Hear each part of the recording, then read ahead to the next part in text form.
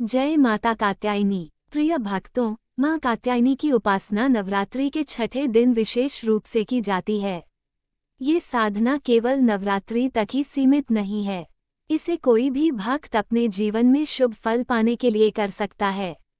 मान्यता है कि अविवाहित कन्याएं मां कात्यायनी के मंत्र का जाप करती हैं तो उन्हें उत्तम वर की प्राप्ति होती है और विवाहित स्त्रियां इस मंत्र से सौभाग्य और दाम्पत्य सुख की प्राप्ति करती हैं। चंद्रहासोज्ज्वल करा, शार्दूल वरवाहना, घंटा, शंख, कमल, पद्मधरा, दानवघातिनी मां कात्यायनी की आप सभी पर कृपा सदैव बनी रहे। आज नवरात्रि का छठा दिन है और इस पावन अवसर पर आप सभी माता कात्यायनी की दिव्य कथा का श्रवण करेंगे। ऋषि कात्यायन के घर जन्म लेने के कारण ही माता का नाम कात्यायनी पड़ा। माता कात्यायनी का स्वरूप अत्यंत भव्य, चमकीला और दिव्य तेज से युक्त है। उनकी 4 भुजाएं हैं। दाहिनी तरफ की ऊपर वाली भुजा अभय मुद्रा में है और नीचे वाली वर मुद्रा में। बाईं तरफ की ऊपर वाली भुजा में तलवार है और नीचे वाली भुजा में कमल का पुष्प सुशोभित है। माता का वाहन सिंह है। मां कात्यायनी की भक्ति और उपासना के द्वारा मनुष्य बहुत शीघ्र और सरलता से धर्म, अर्थ, काम और मोक्ष की प्राप्ति कर लेता है। जो व्यक्ति उनके चरणों में निवास करता है वह इस लोक में रहते हुए भी अलौकिक तेज और दिव्य प्रभाव से युक्त हो जाता है। माता कात्यायनी की पूजा करने से सभी प्रकार के संकट नष्ट होते हैं। वह दानवों और पापियों का नाश करती हैं और अपने भक्तों की रक्षा करती हैं। प्राचीन कथाओं के अनुसार कालांतर में कात्यायन नामक कई ऋषि हुए। एक विश्वामित्र वंश में हुए जिन्होंने श्रौत सूत्र और प्रतिहार सूत्रों की रचना की। दूसरे गोमला पुत्र थे जिन्होंने छंद परिशिष्ट और कर्म प्रदीप की रचना की। तीसरे सोमदत्त के पुत्र थे जो पाणिनीय सूत्रों के प्रसिद्ध वक्ता थे। इन सभी को कात्यायन ऋषि के गोत्र में उत्पन्न ऋषियों में गिना गया। सबसे पहले कट नामक महर्षि के पुत्र ऋषि कात्या हुए। इसी कात्या ऋषि के गोत्र में विश्व प्रसिद्ध महर्षि कात्यायन उत्पन्न हुए। उन्होंने भगवती जगदम्बा की कई वर्षों तक कठिन तपस्या की। अंततः देवी प्रसन्न होकर उन्हें दर्शन देने आई। तब ऋषि कात्यायन ने देवी से प्रार्थना की कि वह उनकी पुत्री के रूप में उनके घर जन्म ले। देवी ने वचन दिया कि वह उनकी इच्छा अनुसार उनकी पुत्री के रूप में जन्म लेंगी। इसी प्रकार माता कात्यायनी ने जन्म लिया और महिषासुर दैत्य का वध किया। एक अन्य कथा के अनुसार भगवान श्री कृष्ण को पति रूप में प्राप्त करने के लिए ब्रज की गोपियों ने माता कात्यायनी की विशेष पूजा की। ब्रज की गोपियां श्री कृष्ण पर अपना समस्त प्रेम और भक्ति समर्पित कर चुकी थीं। उनके जीवन में अब केवल एक ही कामना थी, श्री कृष्ण के चरणों की कृपा प्राप्त करना। जब श्री कृष्ण मथुरा चले गए तो सभी गोपियां व्याकुल हो गईं। तभी किसी ब्रज गोपी ने अपनी दादी के मुख से सुना कि कात्यायनी व्रत से मनवांछित वर प्राप्त होता है।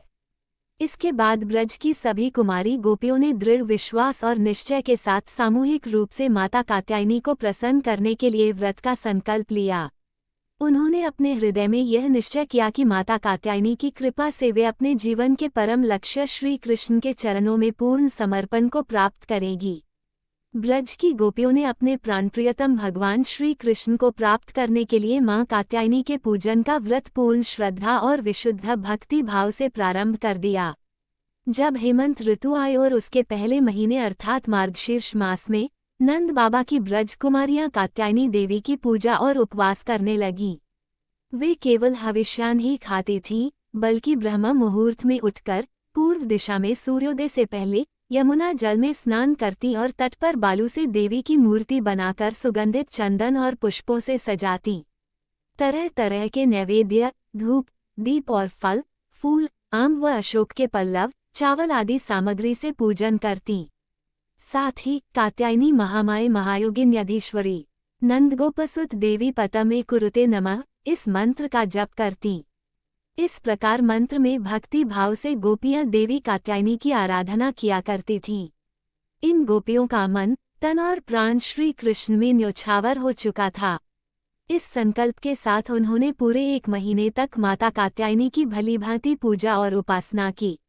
इस प्रकार उनके हृदय में केवल श्री कृष्ण का ध्यान और भक्ति निवास करती रही। हर दिन ब्रह्म मुहूर्त में उठकर वे एक दूसरे को पुकारती और हाथ में हाथ डालकर ऊंचे स्वर में भगवान श्री कृष्ण की लीला और नामों का गान करती। फिर यमुना जल में स्नान के लिए जाती और आनंद उल्लास के साथ जल क्रीड़ा करती। भगवान श्री कृष्ण, जो योगेश्वर भी हैं, उनके मन की यह इच्छा छुपी नहीं रही।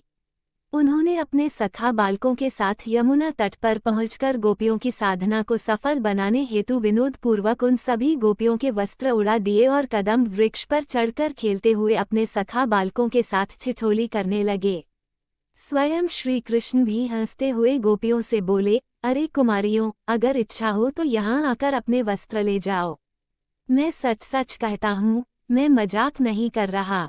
आप व्रत करते करते दुबली हो गई हो। मेरे सखा बालक जानते हैं कि मेरी कोई बात झूठी नहीं होती। सुंदरियों, अगर इच्छा हो तो अलग अलग आकर अपने वस्त्र ले लो। ये सब एक साथ आओ, मुझे इसमें कोई आपत्ति नहीं। भगवान श्री कृष्ण की इस हंसी मजाक और विनोद को देखकर गोपियों का हृदय प्रेम से और भी सराबोर हो गया। वे थोड़ी सकुचाई, शर्म और मुस्कान के साथ एक दूसरे की ओर देखने लगीं। परंतु ठंडे पानी में डूबी हुई उनके शरीर कांप रहे थे। तब उन्होंने जल में बैठे बैठे ही श्री कृष्ण से कहा, प्यारे श्री कृष्ण, तुम ऐसी अनीति भरी बातें मत करो। हम जानते हैं कि तुम नंद बाबा के लाडले हो, हमारे प्यारे हो। सारे ब्रजवासी तुम्हारी सराहना करते रहते हैं। देखो, हम ठंड के मारे ठिठुर रही हैं। तुम हमारे वस्त्र हमें दे दो, नहीं तो हम जाकर नंद बाबा से कह देंगी। तब श्री कृष्ण मुस्कुराते हुए बोले, गोपियों, तुम्हारी मुस्कान पवित्रता और प्रेम से भरी है। देखो, जब तुम अपने आप को मेरी दासी स्वीकार करती हो और मेरी आज्ञा का पालन करना चाहती हो, तो यहाँ आकर अपने वस्त्र ले लो। गोपियाँ जल में बहुत देर तक बैठी रहीं। ठंड के मारे कांप रही थीं, परंतु भगवान की लीलाओं और प्रेम में डूबी हंसी ने उनके हृदय में श्रद्धा और भक्ति और भी प्रगाढ़ कर दी। किसी प्रकार सकुचाई और शर्म के साथ वे यमुना जल से बाहर निकलीं। उस समय उनकी आत्मा और मन पूरी तरह मां कात्यायनी और भगवान श्री कृष्ण के प्रति प्रेम और भक्ति से परिपूर्ण हो गया। उनकी इस शुद्ध भाव और सच्ची भक्ति से भगवान श्री कृष्ण अत्यंत प्रसन्न हुए और गोपियों के पास जाकर उन्होंने उनके वस्त्र अपने कंधे पर रख लिए। फिर बड़े प्रेम और मुस्कान के साथ बोले, अरे गोपियों, तुमने जो व्रत और साधना की थी, उसे तुमने पूर्ण श्रद्धा से निभाया, इसमें कोई संदेह नहीं है। परंतु इस अवस्था में वस्त्रहीन होकर जल में स्नान करने से जल के अधिष्ठाता देवता वरुण और यमुना जी का अपराध हुआ है। इसलिए अब इस दोष की शांति के लिए अपने हाथ जोड़कर सिर झुकाओ और उन्हें प्रणाम करो। इसके पश्चात अपने अपने वस्त्र ले जाओ।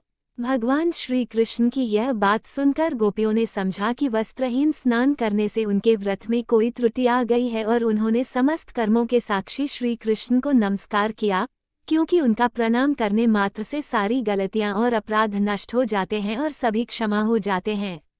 जब यशोदा नंदन ने देखा कि सभी गोपियां उनकी आज्ञा अनुसार प्रणाम कर रही हैं, तब उनका हृदय प्रेम और करुणा से भर गया और उन्होंने गोपियों के वस्त्र उन्हें सौंप दिए।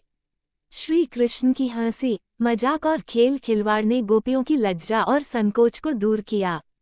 यहाँ तक कि उनके वस्त्र भी हर लिए, परंतु गोपियां उनसे रुष्ट नहीं हुईं, बल्कि उनके हृदय में प्रेम और भक्ति और भी प्रगाढ़ हो गई। गोपियों ने अपने अपने वस्त्र पहन लिए, लेकिन उनके चित्त पर श्री कृष्ण का प्रेम ऐसा अंकित था कि वे वस्त्र पहनने के बाद भी एक कदम आगे नहीं बढ़ पाईं और अपने प्रीतम के दर्शन के लिए सज धज कर उनके चरण कमलों की ओर लजीली चितवन से निहारती रहीं। भगवान ने देखा कि इन गोपियों का समग्र जीवन श्री कृष्ण और माता कात्यायनी के प्रति समर्पित है और उनका यही एकमात्र संकल्प है। तब भगवान श्री कृष्ण बोले, मेरी परम प्रिय कुमारियों, मैं तुम्हारा ये संकल्प जानता हूँ। तुम्हारी भक्ति और पूजा का अनुमोदन करता हूँ।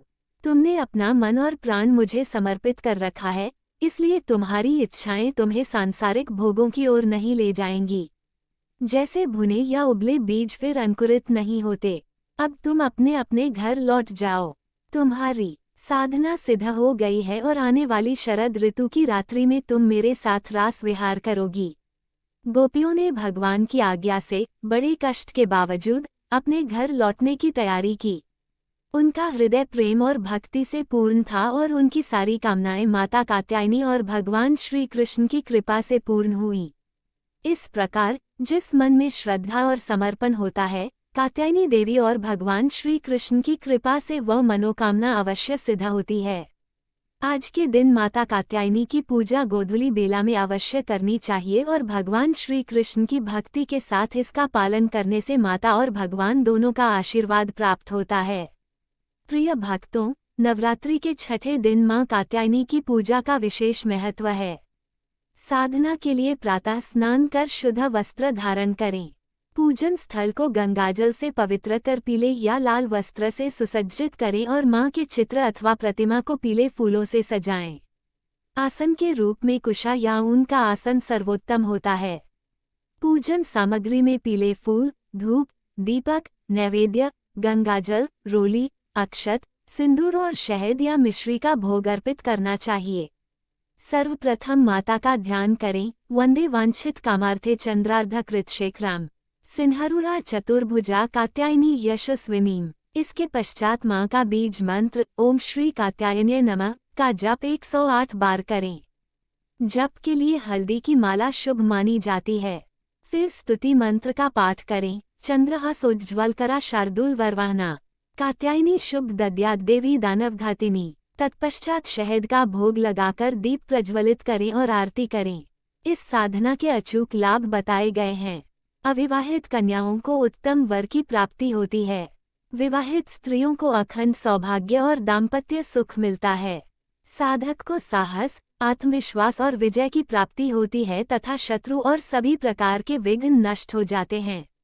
अंत में मां से अपने परिवार, समाज और संपूर्ण जगत के कल्याण की प्रार्थना करें और प्रेम से बोलें, जय माता कात्यायनी, जय मां दुर्गा। कथा का समापन करते हुए हम सभी प्रेमपूर्वक बोलें, जय मां कात्यायनी, जय अम्बे गौरी, जय श्यामा गौरी। आप सभी इस कथा को सुनकर अपने हृदय में भक्ति और प्रेम की अनुभूति करें और इसे आगे साझा करके दूसरों तक भी पहुंचाएं, ताकि माता और भगवान श्री कृष्ण की कृपा सब पर बनी रहे।